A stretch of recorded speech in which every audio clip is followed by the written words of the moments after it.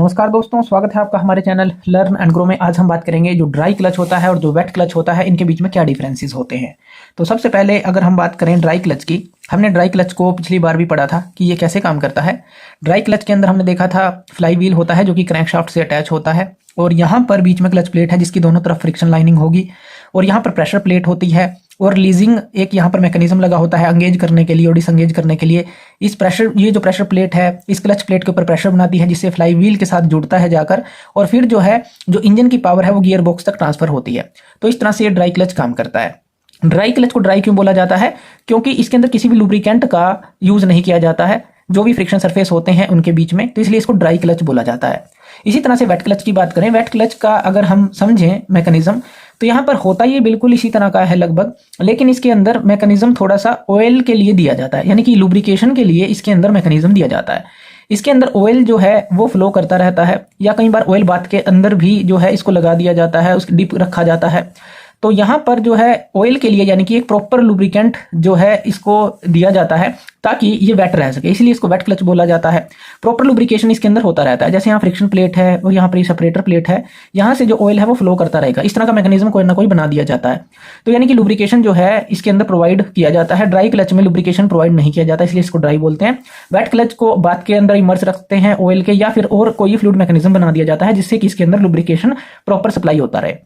और क्या क्या इसमें डिफरेंस आ जाते हैं, इसके लिए हमें कोई भी लुब्रिकेंट नीडेड नहीं है जैसा कि हमने पढ़ा। लेकिन वेट क्लच के अंदर क्या होगा, इसको ऑयल के अंदर इमर्स रखा जाता है या फिर कोई फ्लूइड मैकेनिज्म इस तरह का बना दिया जाता है ताकि जो लुब्रिकेशन है प्रॉपर वेट क्लच में हो सके।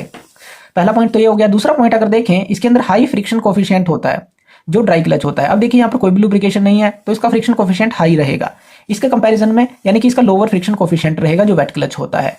तीसरा पॉइंट अगर हम देखें, यहाँ पर लेस हीट डिसिपेशन होती है क्योंकि यहाँ पर हीट जो है बनती रहेगी, इसका मतलब ये है, और हीट जो है बाहर जो है एक तरह से हम नहीं ले जा सकते, कोई इस तरह का मैकेनिज्म नहीं है। लेकिन यहाँ पर हमने लुब्रिकेशन का यूज किया है तो यहाँ पर हीट डिसिपेशन यानी कि जितनी हीट बनेगी उसको हम आसानी से बाहर निकाल सकते हैं लुब्रिकेशन के थ्रू। तो इसके अंदर इफेक्टिव हीट डिसिपेशन होती है वेट क्लच में, और इसमें लेस हीट जो डिसिपेशन है ये कह सकते हैं। नेक्स्ट अगर बात करें, यहाँ पर हाइयर वियर एंड टियर होगा क्योंकि यहाँ पर कोई लुब्रिकेशन यूज नहीं करते, तो यहाँ पर ज्यादा फ्रिक्शन बनेगा, ज्यादा हीट बनेगी, तो हाई वियर एंड टियर होगा। लेकिन यहाँ पर लोअर वियर टियर होगा, यानी कि इसके जो वियर और टियर होने के चांसेस है बहुत कम हो जाते हैं क्योंकि यहाँ पर हम लुब्रिकेशन इसको प्रोवाइड करते हैं।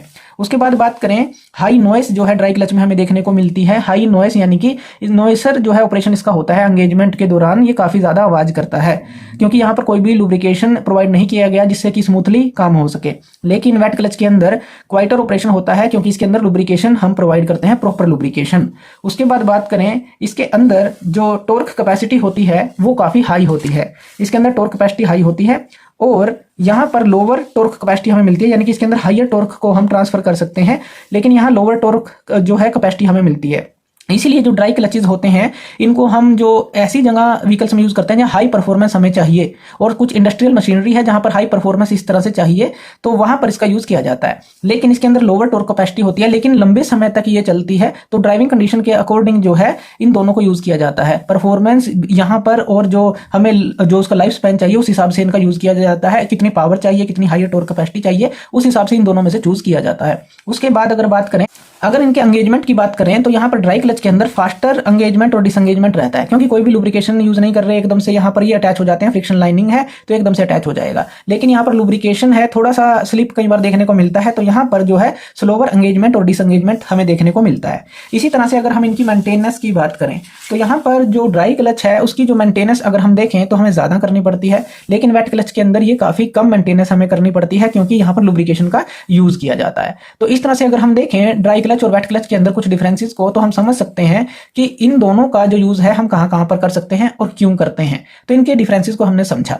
तो थैंक यू वीडियो देखने के लिए, और इसी तरह की वीडियोस के लिए आप हमारे चैनल लर्न एंड ग्रो पे हमें सब्सक्राइब कर सकते हैं। धन्यवाद।